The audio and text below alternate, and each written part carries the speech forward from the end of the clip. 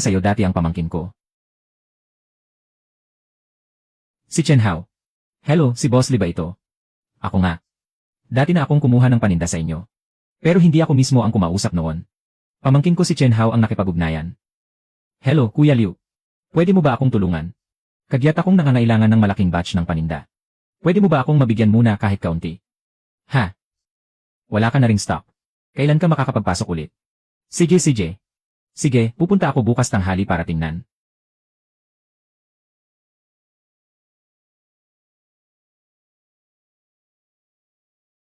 Salamat po. Boss, narinig mo na ba? Yung tiyuhin mo ay nanghihingi ng paninda kung saan-saan sa buong syudad. Lanan. Sabi ng iba. Tumatawag siya kung saan-saan. Parang langgam sa mainit na kawali sa pagkaabalang kumilos. Sabi mo nga, dati wala naman siyang pinakikialaman. Ngayon biglaan siyang sumasagip sa huling sandali. At kung ako ang tatanungin mo, ni minsan hindi pa niya pinasok ang negosyong ito. Wala siyang alam. Tapos maghihingi siya ng paninda kung saan-saan ng ganyan. Hindi pa siya maloko hanggang mamatay, doon palang kakaiba. Walang makakatulong sa kanya sa tabi niya. Noon, may tulong mo siya. Wala na siyang kailangang intindihin. Ngayon na umalis ka na. Pawang palpak ang mga tao niya. Wala ni isa mang maaasahan. Ay, boss. Hindi ako nagbibiro. Ang galing mo talaga kahit ano napapagana mo. Kumikita kang parang umiinom lang ng tubig. Talagang walang mata sa tao si Chen Dafu. Itinaboy niya ang ganyang. Mahalagang pamangkin niya palabas. Huwag na nating pag-usapan ang mga bagay na yon. Trabaho natin ang asikasuhin natin. Bahala na siya. Araw-araw nga kulang pa sa benta ang atin. Sino ba ang may oras para mag-alala sa kanya? Ibinigay ko na sa kanya ang phone book. Naipakita ko na rin ang daan. Kung mabubuhay pa siya o hindi, sarili na niyang bahala. Sa wakas dumating ka na. Ano na naman, anong nangyari? Buti na lang nitong mga araw na ito ang panindan nyo. Ang signature braised specialties namin ay naubos ng 2 beses. Paulit-ulit pang ang pinuri ng boss. Buti naman. Suriin mo muna ang paninda natin ngayon. Hindi na kailangan. Pinagkakatiwalaan ko ang paninda mo. Sige, dadalhin ko na sa loob. Jinluo, Long Damishi, Mishi Long Damishi, Mi, Jinluo. Damishi, Jinluo, Long Damishi. Hoy, huwag muna ninyong ilipat ang Long Damishi. Hoy, huwag muna ninyong ilipat.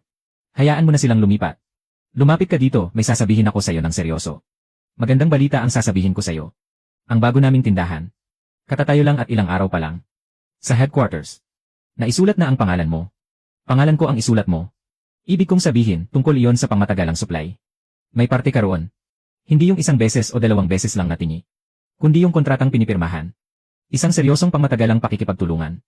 Totoo. Bakit kita lolokohin? Ang sabi ng boss. Ang supplier na ito ay may matatag na supply. Sariwa ang mga paninda.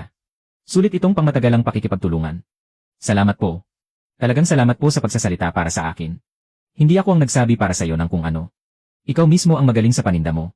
May isa pa akong bagay. Sige po, sabihin nyo. May isa pa akong sideline dito. Araw-araw, maagang-maaga akong pumupunta sa bundok para maghatid ng isang kargada. High-end na resort na yun. Sa kusina nila. Napakataas ng hinihingi nila sa karne ng manok at pato. Isang biyahe, 3,000. Kung maganda ang kalidad, bayad agad sa parehong araw. Medyo gipit lang sa oras. Kailangan sobrang aga sa umaga. At mauubos pa ang oras sa biyahe. Tingnan mo kung gusto mong tanggapin. Ang renta ng tindahan. Sahod ng mga manggagawa. Pati ang pagpapagamot ng nanay ko. Kailangang paghirapan ang bawat sentimo. CJ. Sasagutin ko ang trabahong ito. Astig.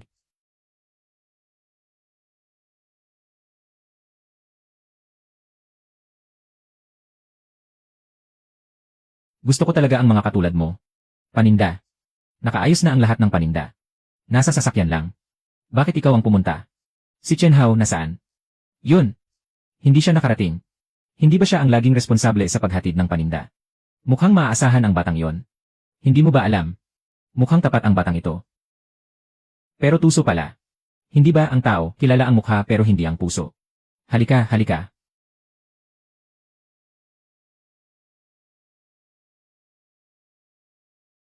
Unahin natin ang inspeksyon ng paninda.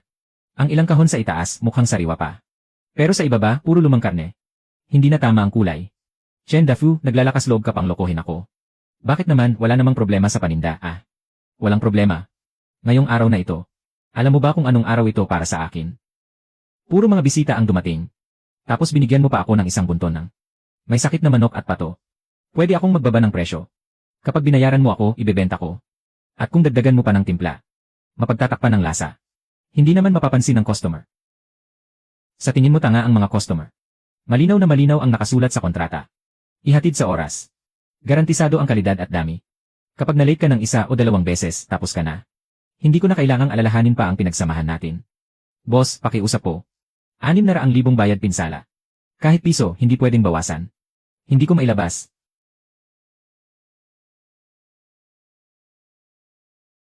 Maghintay ka at magkita tayo sa korte. Tito. Chen Hao.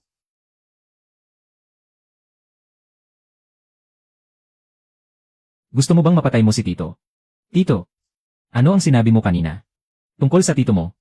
Ano at nangangahas kang sabihing wala kang pakialam? Alam mong kailangan niyang magdagdag ng paninda. At hindi mo siya tinulungan.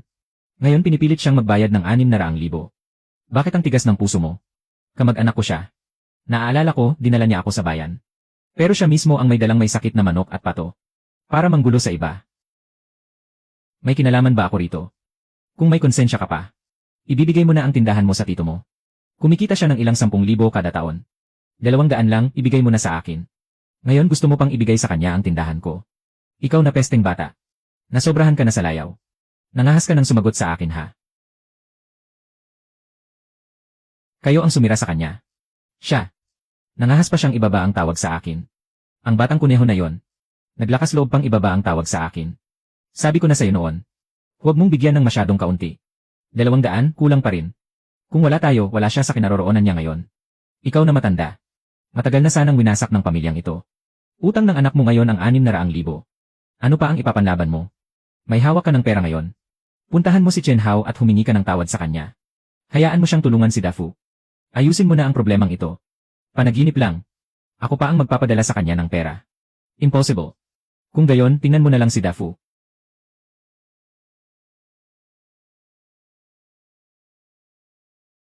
Iharap mo siya sa korte. Binata, ikaw ba si Chen Hao? Magandang umaga, Kuya Liu. Ito ang paninda ngayon. Pantay ang taba at laman. Matingkad ang kulay. Bagong katay. Ayos ba? Paninda na pumasok 3:00 ng madaling araw. Inilulan sa truck 4:00. Umalis 5:00. Dumating sa inyo 6:30. Kaya pala pilit akong inirekomenda sa iyo ni Lao Zhang. 3,000. Natanggap ko na. Salamat, Kuya Liu. Huwag mo akong pasalamatan. Ikaw mismo ang nagpaganda niyan. Ikaw mismo ang nagpaganda niyan. Maselekti ang mga customer namin. Kapag bahagya lang hindi sariwa, natitikman agad nila. Pagpasok ng panindang ito, mas magaang na ang trabaho sa kusina. Makakaasa ka. Mula ngayon, ganyan din ang pamantayan sa bawat padala. CJ, ikaw na ang bahala ng maayos. Ihatid mo ng maayos. Tamang-tama ang dating mo. Aalis na ako sa inuupahan ko.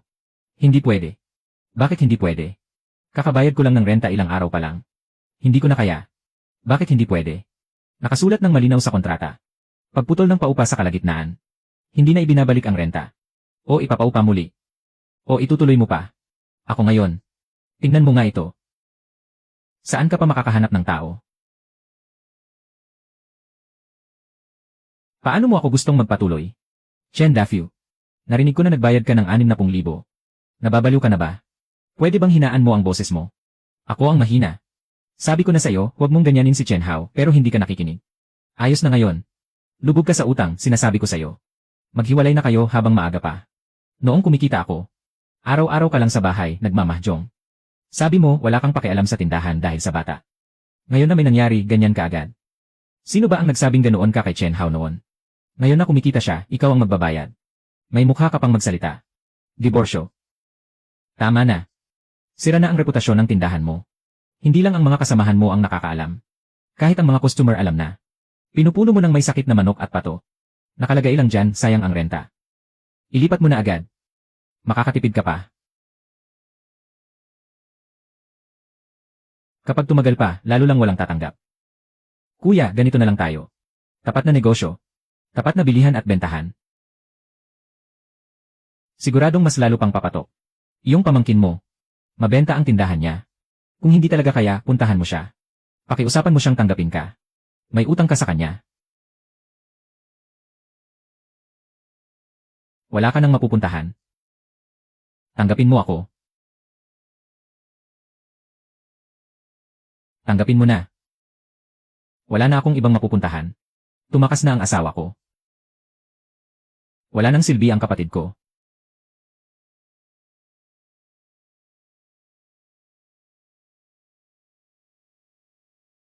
Pinaalis ko na ang pamangkin ko.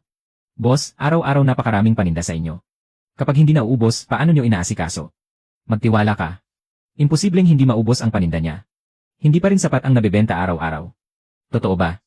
Isang buwan na akong bumibili dito. Kapag dumating ng kaunti manghuli, wala nang matitira. Sa amin, puro sariwa at bagong luto. Hindi kami nagbebenta ng luma. Maganda ito. Luto araw-araw, benta araw-araw. Kapag naubos, tigil na. Para makakain ang lahat ng panatag. Mga kaibigan, narinig ba nyo?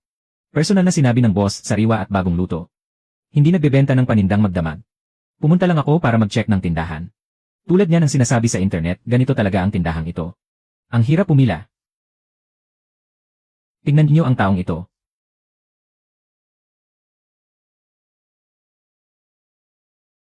Salamat sa pag-promote. Magkano? Ikaw na ang tumingin. Ako na. Pag nabawi ang puhunan, malaki pa rin ang tubo. Mas marami pa kaysa sa inaakala ko. Ang perang ito. Hindi lang renta ang nasiguro. Hindi lang renta ang nasiguro. Pati ang gasto sa ospital ng nanay ko. Pati ang bayad sa operasyon. At pati ang mga utang ko noon. Ayan, ayos na. Kung sana mas mahina lang noon ang benta. Magtabi tayo ng pambayad sa upa. Ang tira, kunin mo na lahat pabalik.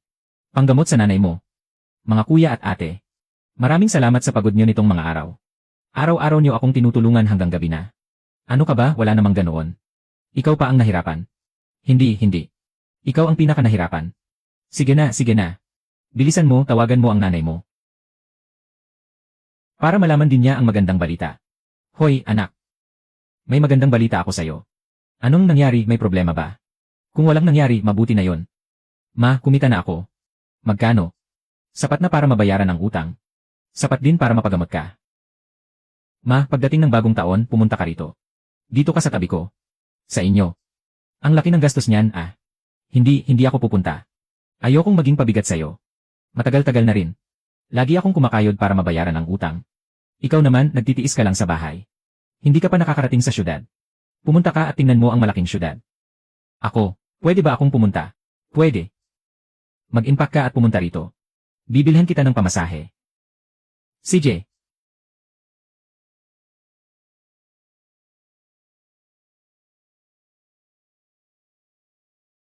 Sige, mag-impake na ako at pupunta. Tay, Nay. Bakit kayo nandito? Nasaan ang anak nyo? Ipasagot mo sa kanya ang telepono. Ano nang nangyari sa ganitong oras? Ano yon? Ang tito ng anak mo. Ngayon, baon na siya sa utang. Nagkukunwari ka pang walang alam. Tay, si Dafu lang ang may problema niyan. May natitira ka pa bang respeto sa akin bilang ama mo? Hindi pwedeng sobrang walang puso ang tao. Pasok muna kayo, malamig sa labas. Kasalanan lahat ni Chen Hao. Kung hindi niya sana ipinahamak si Dafu.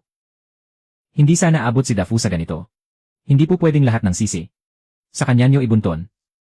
Ang boss mismo ang nagsabi. Na ang kinuha ni Dafu ay mga may sakit na manok at pato. Ano nang kinalaman nun sa anak ko? Huwag mo nang hilahin ako sa mga yan. Kung tutulungan niya si Dafu. Aabot ba si Dafu sa ganitong lagay? Iniwan niya kay Dafu ang phone book. Binalaan na rin niya si Dafu. Ano pa ba ang gusto niyo? Kung kinikilala mo pa ako bilang ama mo. Tumawag ka ngayon sa anak mo. At sabihin niya sa boss na yon. Na sinadya niyang ilagay ang may sakit na karne. Walang kinalaman ang pamilya namin ni Dafu dyan. Hayaan niyo si Chen Hao ang umako sa gulong na ito. Kung si Chen Hao ang nasa gulong ngayon, papalabasin niyo bang si Dafu ang humarap? At umako para sa kanya. Sa mga nagdaang taon, paano ba ang trato ni Chen Hao sa inyo? Tuwing umuwi siya, may dala siya para sa inyo. Binibigyan pa niya kayo ng pera. Noong nagkasakit kayo, siya ang tumatakbo pabalik-balik para sa inyo. Nakabili na ba si Dafu ng kahit isang damit para sa inyo? Kumikita siya ng malaki taon-taon. Dahil utang niya yon sa pamilya natin. Kung hindi dahil sa atin. Nagtatago pa rin siya sa nayon. Utang pa niya sa inyo ang lahat. Ang gastos mo sa gamot sa dati mong bayan. Siya ang nagbayad. Siya ang nagbibigay ng ampaw tuwing bagong taon at pista. Kapag sumasakit ang ulo mo o nilalagnat ka, siya ang bumibili ng gamot. Yung phone book niya. Isa-isa niyang isinulat ang bawat letra. Lahat na isip niya. Pero sino ba ang nakaalala sa kanya? Ganyan din ba ang iniisip mo? Wala. Sobra namang paborito ng tatay mo. Anong sinabi mo? Sabi ko, paborito ka. Sino ba sa pamilyang ito ang hindi nakikita? Si Dafu ang nagbukas ng tindahan, ikaw ang naglabas ng pera. Si Chen Hao ang nagbukas ng tindahan. Sinasabi mong wala siyang utang na loob. Si Dafu ang nalugi sa pera. Pinapasan mo kay Chen Hao ang sisi. Walang ganyang katwiran sa mundo. Para lang. Kahit para kanino mo pa ginawa, hindi pa rin tama. Sinasabi ko sa'yo, matanda. Maaga o huli, sisirain mo ang pamilyang ito. Ngayon, dalhin mo agad ang pera. Hanapin mo si Chen Hao. Tumulong siyang ayusin ang bagay na ito. Huwag mong asahan. Ako pa ang magpapadala ng pera sa kanya. Impossible. Manugang. Ganyan talaga ang biyan ng lalaki mo. Inay. Alam ko. Hindi kita sinisisi. Noong nandito ka pa noon. Sobrang duwag ko talaga. Wala akong lakas ng loob magsalita. Ngayon, ang bata. Sa wakas ay nakapagsimula na sa labas. At naitayo na ang kabuhayan niya. Hindi ko siya pwedeng pabigatin. Matututo rin akong lumaban. Kahit huli na ng kaunti. Hindi pa rin huli. Dafu. Ikaw. Anong nangyari sa'yo? Tay. Bakit ka nandito? Bakit hindi ako pwedeng pumunta? Nasaan ang asawa mo? Hiwalay na. Bakit kayo naghiwalay? Sabi niya, ang laki ng utang ko. Hindi na niya nakayanan. Walang hiya. Noong may pera ka pa dati. Gustong-gusto niyang dumikit sa'yo. Ngayong wala ka ng pera. Lumiko siya at umalis agad. Walang puso. Paano yung sasakyan mo? Ibenta mo muna ang kotse at pambayad sa utang. Dinala niya ang kotse at umalis. Tay. Pumasok na ang 30,000. Binata, huwag ka munang magmadaling maglipat. Hayaan mo muna silang maglipat. Mang Liu. May trabaho pa. Naaalala mo pa ba ang sinabi ko sa'yo dati? Tungkol dun sa kapatid na yon. Yung gumagawa ng mabilisang braised meat. Nakaayos na ang deal niya roon. Araw-araw, 15,000 halaga ng paninda. Kulang siya sa matatag na supply. Sinabi ko sa kanya ang tungkol sa'yo. Kung interesado ka, aayusin ko agad na magkita kayo. 15,000 araw-araw. 4,500,000 sa isang buwan. Mahigit 800,000 ang gross profit. Maaari nang mabawi ang ipinuhunan sa breeding farm. Pero sa ganitong kalaking volume, kapag tinanggap na, wala dapat kahit anong pagkakamali. Inspeksyon sa kalidad. Delivery. Kapag pumalya ang kahit anong bahagi, lugi tayo ng husto. Si Chen Dafu natumba lang dahil masyado siyang sakim. Mang Liu, pag-isipan ko pa. Ang laki naman ng order na ito. Kailangan kong pagplanuhan ng maigi. Huwag kang magmadali, pag-isipan mo muna pagbalik mo. Huwag kang magmadali, pag-isipan mo muna pagbalik mo. Kapag naisip mo na ng maayos, tawagan mo ako. Itatabi ko ang trabahong ito para sa'yo. Salamat, Mang Liu. Chen Hao, ilang araw ka ring nawala. Mukhang sobrang ganda ng takbo ng negosyo mo. Kumita ka pa ng husto. Maganda ang pwesto ng tindahan mo. Ate, dagdagan ko ng kaunti ang braised food mo ngayon. Sa susunod na kain ka rito, 40% off na. Tingnan mo naman ang batang ito. Hindi iyan ang habol ko. May seryoso akong sasabihin sa'yo. Sige po, sabihin nyo. Sabi nila dati, ang breeding farm na dating supplier kay Chen Dafu. Yung farm na nag-supply noon. Nasira ang pangalan ng may-ari. Kaya hindi na nila naituloy. Ang buong pabrika, ipinapasa na lang ng buo. 6 na puwi lang. Saan nyo po narinig yan? Kumalat na yon sa buong palengke. Yung may-ari nang lumabas ang issue. Pagkatapos ng usapin sa mga may sakit na manok at pato. Mula noon, kahit normal at maayos na karne, hindi na mabenta. Hindi na rin mabayaran ang mortgage. Sobra na ang pagkadesperado. 6 na puwi. Kompleto na ang equipment at lugar. Ang laki ng kinita. 6 na puwi. Magkano na lang ang pwede kong galawin ngayon? Kailangan may itabi para sa daloy ng pera ng tindahan. Kailangan ding bayaran ang upa. Kailangang magtabi rin para sa pagpapagamot ni mama. Pero kung makukuha natin ang breeding farm, parang nabawasan agad ng malaki ang gastos. Para kay Liu Hai, isang order na 150 ang halaga. Mas stable na rin. Kung susugal tayo, maibabalik ang utang. At kikita pa ng malaki. Kapag natalo sa sugal, wala nang balikan. Pero ayokong matulad kay Chen Dafu. Pero wala ring takas sa pagkuha ng risk. Hindi bumabagsak ang pera mula sa langit. Nasa harap na natin ang pagkakataon. Sige, susubukan ko. Noong una, nagkamali ako ng isip. Nakinig ako sa payo ng tiyuhin mo. Ibinenta ko ang mga may sakit na manok at pato. Sino ba ang makakaalam na masisira ng husto ang pangalan ko ng ganito? Ngayon, kahit pinakamaganda at pinakasariwang karne, ilagay mo sa pwesto. Kapag nakita ng customer na galing sa akin ang paninda, aalis agad sila. Ni hindi titingin kahit isang sulyap. Sa ngayon, itong mortgage ko, parang di ko na mababayaran. Hindi ko na rin maipasahod ang mga manggagawa. Ang mga panindang nakatambak sa bodega. Dahil hindi mabenta. Marami na ang nasira.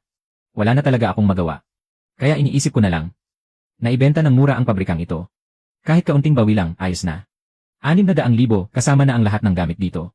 Kumpletong set ng kagamitan. Kasama na rin ang lahat ng permit at sertipikasyon. Buong pakete. Pwede mong silipin ng mabuti ang mga gamit na ito. Yung mga testing machine. May cold storage at delivery truck pa.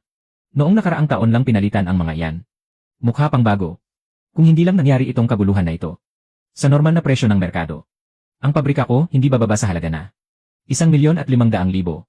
Totoo nga ang sabi niya. Sinuri ko ng mabuti kanina. Maayos ang maintenance ng mga kagamitan. Mga 80% pa ang bago ang itsura. Noong nakaraang taon lang din ikinabit ang cold storage.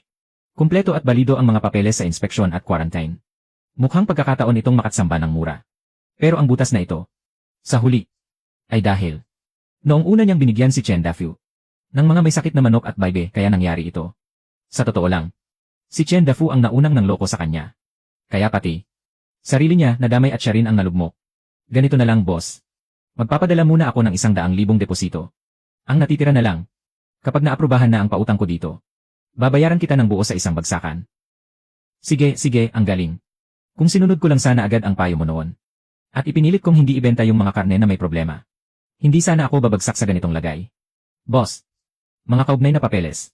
Pakisuyo sa loob ng bukas o makalawa. Pakihanda ng kumpleto para sa akin. At ayusin ng malinaw ang turnover. Ang natitira pa, hindi mo na kailangang alalahanin. Ako na ang bahala. Ang stroke sa utak ay kailangan ng pangmatagalang gamutan. Taon-taon, aabot sa higit 10,000 ang gamot. Maghanda na kayo, pamilya. Bakit? Ano? Bakit si Chen Hao ang kumikita ng malaking pera sa labas? Ako pa ang bubuhay sa tatay ko. Chen Dafu. Alam mo ba ang sinasabi mo? Ang sinasabi ko ay totoo. Marami akong utang sa labas. Araw-araw may naniningil na nakaharang sa pinto. Saan ako kukuha ng pera para pagamot siya? Pa, ikaw ang pinakamasakit sa akin, di ba? Noong maliit ako, ikaw na ang laging pinakamabait sa akin. Wala na talaga akong malalapitan ngayon. Yung mga tao sa labas, araw-araw nang nanghihingi ng pera. Hindi na nga ako makalabas ng pinto. Chen Dafu, ang pera ng tatay mo. Lahat ibinuhos para maipangbukas mo ng tindahan. Ang meron ka ngayon, gawa lahat ng walang habas mong kasakiman. Ano pa ba ang gusto mo ngayon? Noong binilhan kita ng damit noon, di ba tuwang-tuwa ka ring isinuot mo? Sinasabi ko na dito na lang. Kung ang perang ito ay ipanggagamot sa tatay ko, pareho tayong makakaranas ng hirap. Ikaw na ang pumili. Kasalanan ko. Kasalanan niyo rin. Dahan-dahan lang sa paglalapag. Ingatan ng motor, huwag tumama sa hagdan. Inay. Bakit ikaw pa mismo ang pumunta? Hindi ba sinabi ko na ako na ang susundo sa iyo kapag pinapunta kita? Narinig kong kinuha mo na ang breeding farm. Naisip ko lang na pumunta at tumulong. Wala na rin akong ibang alam gawin. Pero sa paglalaba, paglinis at pagbantay ng pinto, kaya ko. Makakatulong man lang ako kahit kaunti. Tita, bakit po kayo naparito? Halika, ako na ang magdadala ng mga gamit niyo. Kumusta po, tita? Ang laki talaga ng naabot ng anak ninyo. Sa ganitong tagpo. Noong una, hindi ko man lang naisip. Mang Liu, nakahanap na ako ng matatag na supplier dito. Kaya pa ba niyong gawin ang trabahong iyon? Siyempre, kaya ko. Nakareserba na yan para sa'yo. CJ. Kita tayo bukas. Sino ba ang tumatawag sa oras na ito? Hello po, kayo po ba ang kamag-anak ni Lolo Chen? Ako po. Ang biyanan niyo ay dinala sa nursing home. Walang iniwang eksaktong contact info ang pamilya. Ang tagal naming naghanap. Bago namin nakuha ang numero ninyo. Sino ang nagdala sa kanya? Isang lalaki. Ang pangalan ay Chen Dafu. Ilang buwan nang hindi nababayaran ang mga bayarin. Nag-iwan lang ng peking numero at umalis. May isa pa. Yung kamag-anak ninyong si Chen Dafu. Narinig lang namin kanina na nagtatago siya sa utang sa labas. Nahanap siya ng mga naniningil sa kanya. Tapos, noong tumatakbo siya, pumalpak ang apak niya. Nahulog siya mula sa hagdan. Nabali ang isang paa. Nasa ospital siya ngayon. Pero wala siyang pambayad sa deposito sa ospital. Chen Hao. Sa wakas, nakita rin kita. Sobra kang pinuri ni Liu Hai, parang santo ka raw. Boss Wang. Halika, pasok.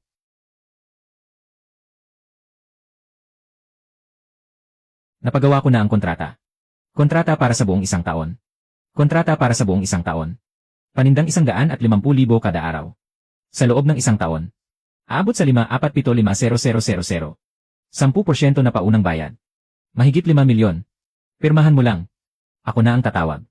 Papasok agad ang pera sa card mo. Kontratang mahigit 50 milyon kada taon. Paunang bayad na mahigit 5 milyon. Nabawi ko na lahat ng ininvest ko. Hindi mo na kailangang mag-alala sa pagpapagamot ni mama. Baka makabili pa tayo ng malaking bahay sa syudad. Ayos. Gusto ko yung mga taong porsigido. Sa mga taong hindi madaldal na magnegosyo.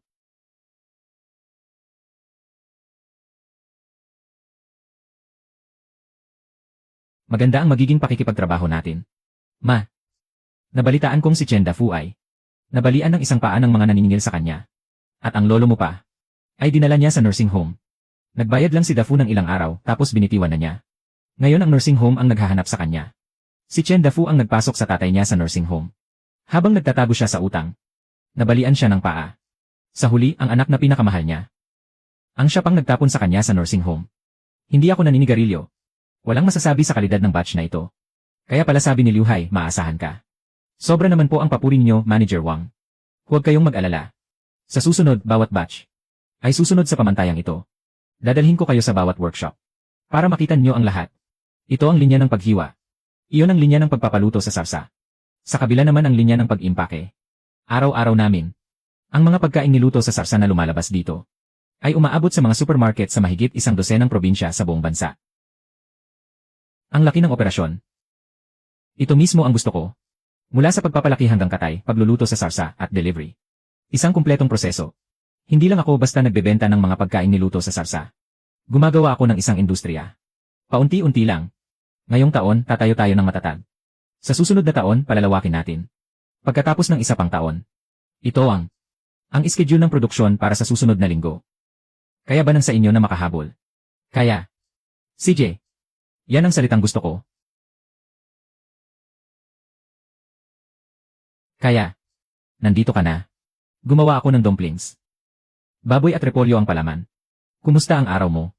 Napirmahan na ba yung kontrata? Napirmahan na. Alam mo ba? Inay. Kontratang mahigit 50 milyon sa isang taon. Na may mahigit 5 milyong paunang bayad. Nasa card na ang pera. 5 milyon. 55 milyon mahigit. CJ. Tingnan mo. Umaasenso na ang anak natin.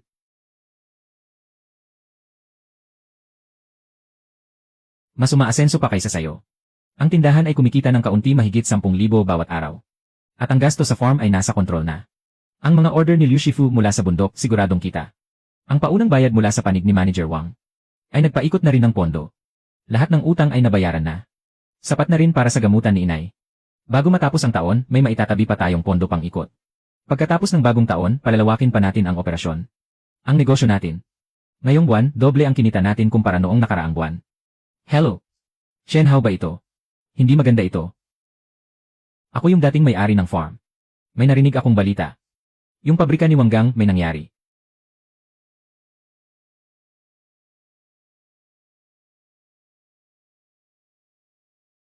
Ano? Itong batch ng karning manok. Sa pagsusuri, may bakas ng ipinagbabawal na gamot. Ang pabrika ninyo. Kailangang magsara agad at sumailalim sa pag-ayos. Xiao Hao. Anong nangyari? Hindi ako yon. Ang isa sa mga purchasing manager ko ay palihim na pinalitan ang pinanggagalingan ng supply. Hindi ko alam. Kapag may bawal na sangkap, ipasasara agad at ipapaayos kayo. Kung gayon, lahat ng paninda ay kailangang ibalik. Paano ang bayad? Pwede pa bang mabawi ang bayad? Hello, finance. Suriin agad. Yung pabrika ni Wanggang. Yung paunang bayad na ibinigay nila sa atin noon. Kung may papasok pa ng maayos sa account. Boss, na-check ko na kanina. Na-freeze na ang mga account nila.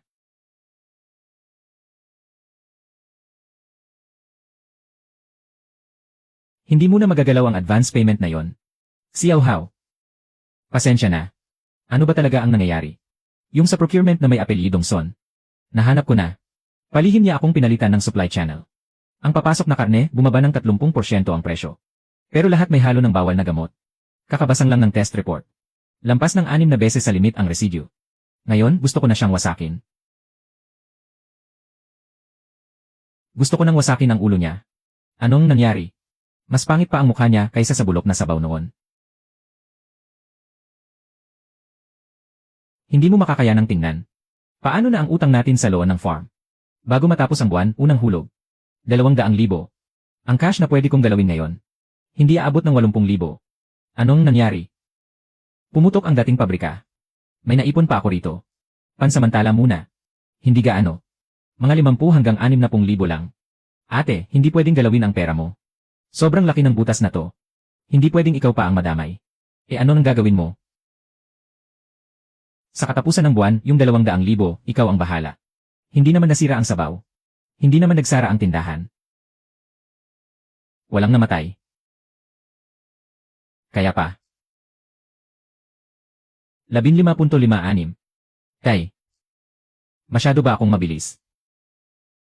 Parang hindi ko na mapigil ang sarili ko. 200 na lang ang natira. Salamat po, Sen Zeluya. Kapatid.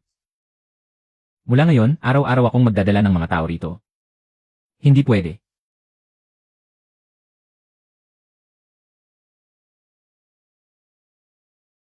Hindi ako pwedeng matulad kay Chen Dafu. Alam kong nandito ka. Isang gabi na akong gising. Hindi makatulog. Kaysa humiga ka lang at malunod sa lungkot. Mas mabuti pang bumangon at maglinis ng palanggana. Bossing. May itatanong lang ako ng tapat. Takot ka ba o hindi? Takot. Mabuti na ang takot. Bumagsak ang tent na itinayo mo. Takot kang matulad kay Chen Dafu. Nahabulin ng mga inuutangan. Takot kang malaman ng nanay ko. Tama nga. Iba ka sa kanya. Takot siya ang malugi. Takot kang mapahiya ang iba. Ang takot na yan. Hindi nakakahiya. Pag pinagsama natin ang 200,000. Bukas pa ang tindahan. Nakalatag pa ang mga pwesto. Maayos pa ang mga paninda sa farm. Kung maubos ang pera, kikita ulit tayo.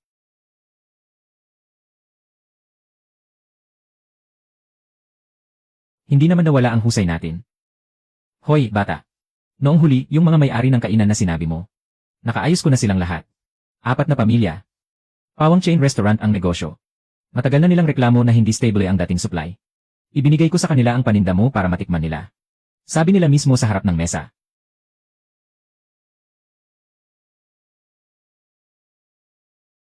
Ang supplier na ito, kukunin ko.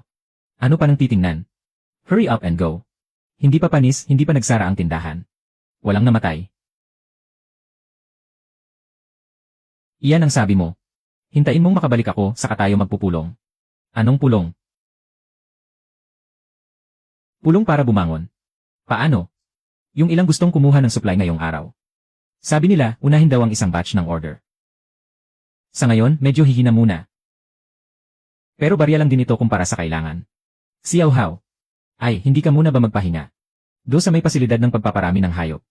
Ako na ang bahala dito para sa'yo. Ayos lang ako. Gusto ko lang kumita ng pera para ipagamot si nanay.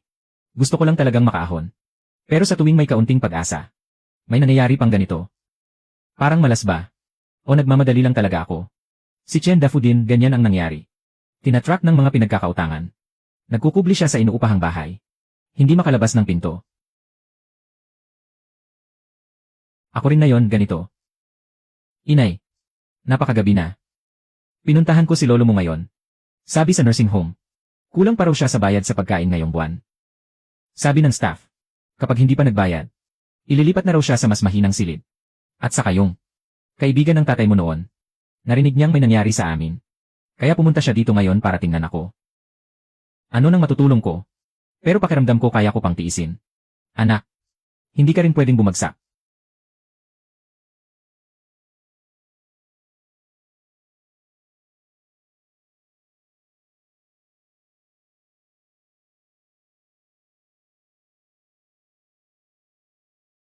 Naiintindihan mo ba?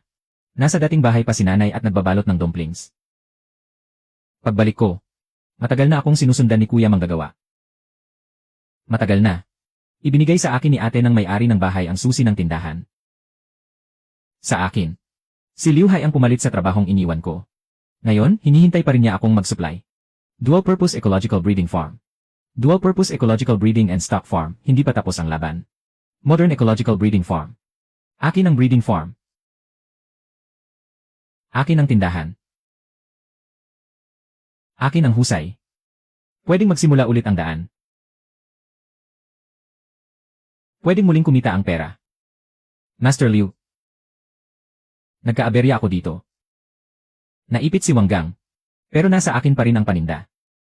Maayos pa rin ang breeding farm. Sabi ninyo noong huli, may iba pang restaurant owner na naghahanap ng supply. Pwede niyo ba akong tulungang makipag-ugnayan? Laban lang. Ikaw na bata ka. Bakit hindi mo ito sinabi agad sa akin? Marami akong kakilala dito. Na may mga kaibigang may restaurant. Matagal na nilang gustong makahanap ng maaasahang supplier ng karne. Nasaan ka? Agad kong ipapaliwanag sa kanila. Ma, ayos lang po, walang problema.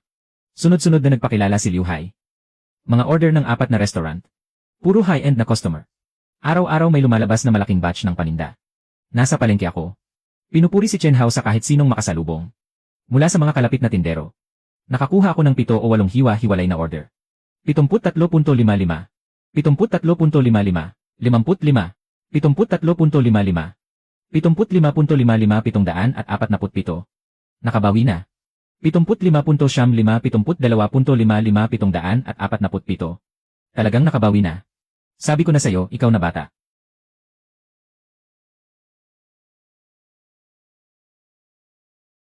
Mapapansin ka rin ng langit. Mga kuya at ate. Kung wala kayo, hindi ko kakayanin. Ay.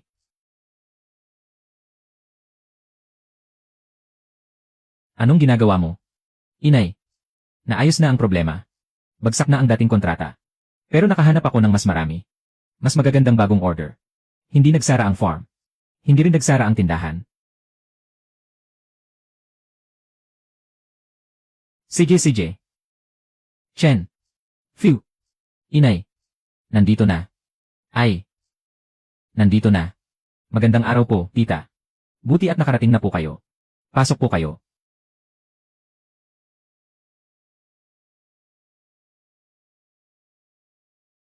Malamig sa labas. Inay, atin lahat ito. Inay, atin lahat ito. Ay naku. Hindi ba ito si Chen Dafyu? Gusto mo bang tikim?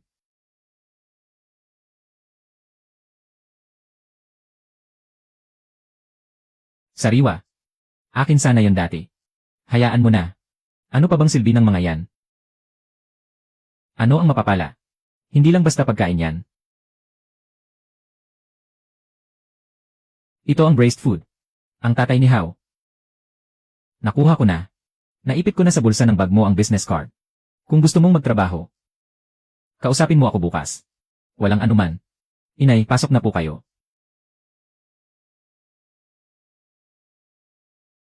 Malamig sa labas.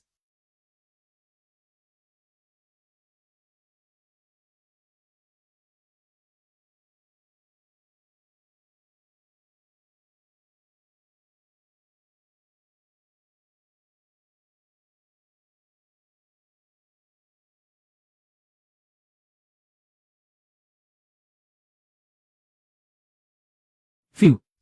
Nandito na. Nasa aparador ang uniforme sa trabaho.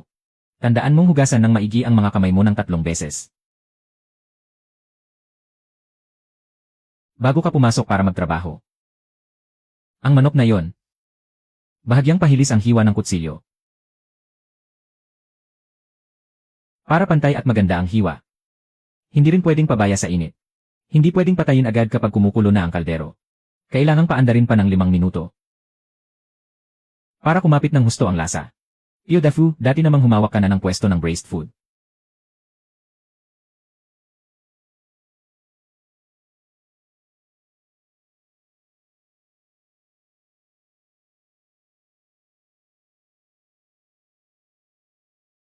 Sakto, ikaw ang maghiwa ng tray na ito ng manok. Mapurol na ba ang kutsilyong ito?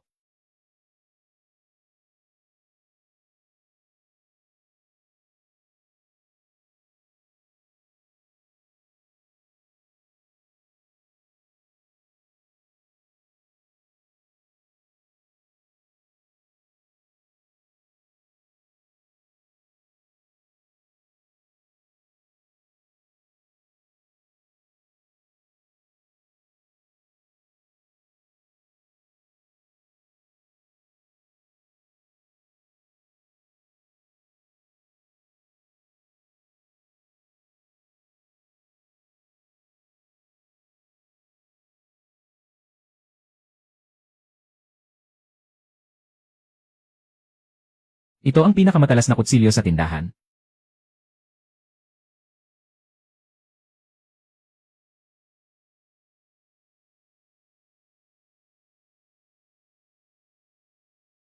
Wala ni isa akong kilala. Baligtad ang buong ayos. Matagal na akong nasa linyang ito.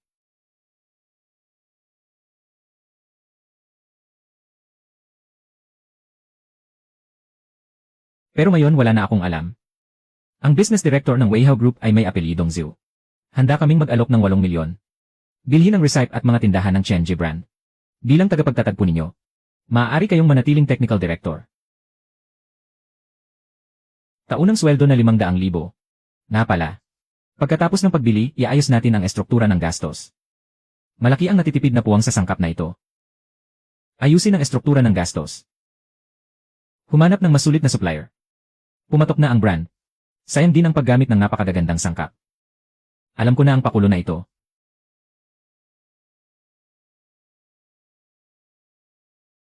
Bawat salita, alam ko. Huwag kang pumirma. Sino ka ba? Ayusin ang estruktura ng gastos. Ibig sabihin, papalitan ng mas murang karne. Sa umpisa, frozen na karne ang ipinalit. Pagkatapos, karne na may sakit ang ipinalit. Tapos, dinagdagan pa ng kemikal. Nadaanan ko na ang landas na ito. Sabi niya, 500,000 ang taunang sahod. Ganyan din ang sinabi ko noon kay Chen Hao. Sabi, 70-30 ang Hessian. Sa huli, 200 lang ang binigay. Manager Chen. Ang taong ito. Bawat sinabi niya, nasabi ko na lahat.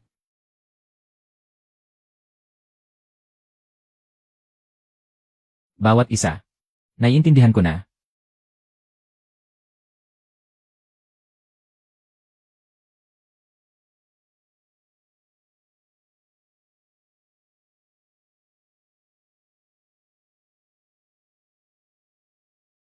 Lumabas ka muna. Howzy. Ako yon, Lolo. Howzy. Lolo, pasensya ka na sa akin. Yung 200 noon. Ako ang nagmungkahi. Ako ang nagpasunod kay Dafu na ibigay yon. 200. Namiss ka ng lolo mo, ama mo. Kapag nakikita kita, para na rin nakikita ko siya noong bata pa siya. Pero ako, medyo.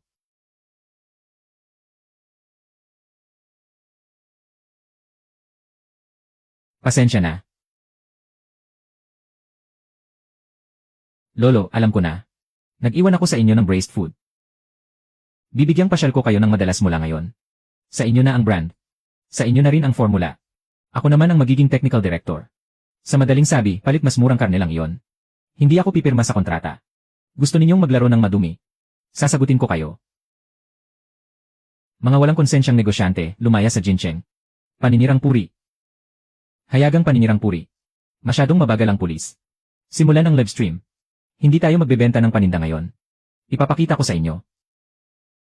Paano ginagawa ang braised food ni Chen? Star anise, 4 na yuan. Cinnamon bark, 6 na yuan. Saoko, 10 yuan. Baisli, 3 yuan. Alin dito ang labag sa batas? Nandito ang formula. Nakasaad ang bawat proporsyon. Kung ilalabas ko man iyan sa broadcast, hindi ako takot maimbestigahan. May nagsabi na dati raw akong pinalayas. 200 lang ang nasa akin noon. Sa tingin nyo, ang taong nagsimula ng negosyo gamit ang 200 lang ay tanga para gumamit pa ng additives. At ipapahamak ang sarili niya. Sige, maghanap kayo ng maghanap. 24 oras bukas ang back kitchen. Sangkap numero 11. Ano? Sangkap numero 11 sa formula. Ano ang huling sangkap? Hindi mo pa rin alam. Kapag sanay ka na, sasabihin ko sa'yo. Matulog ka ng maaga. May trabaho ka pa bukas. Sangkap numero 11. Hindi mo ba alam na hindi na mahalaga yan? Sa paggawa ng mga bagay, ang tapat na puso ang mahalaga.